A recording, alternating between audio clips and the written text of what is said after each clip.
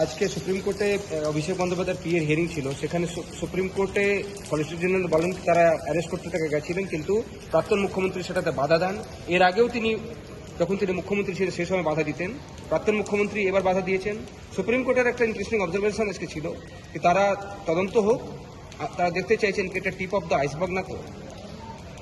দেখুন, আমরা চাই 15 বছরের দুর্নীতির সম্পূর্ণ তদন্ত হোক এবং প্রকৃত অপরাধীরা শাস্তি পান। যারা নিরন্ন মানুষের টাকা লুট করেছেন, সরকারি টাকা নয়ছয় করেছেন, তাদের গ্রেপ্তার করা হোক। সুপ্রিম কোর্টের এই অবজারভেশন প্রমাণ করে দিচ্ছে যে আসলে হিমশৈলের চূড়া নয়, একটা বিরাট বড় হিমশৈল লুকিয়ে আছে। আর সে কারণে প্রাক্তন মুখ্যমন্ত্রী তখন বাধা দিয়েছিলেন এবং প্রাক্তন হয়ে যাওয়ার পরেও তিনি বাধা দিচ্ছেন।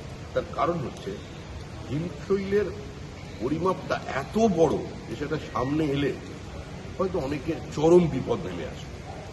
আমরা চাই এইসব চোর পুলিশ খেলা দীর্ঘদিন চলছে, এবার তদন্তকারী সংস্থারা কিছু করুক, ওই হিমশৈলটা মানুষের সামনে নিয়ে আসুক।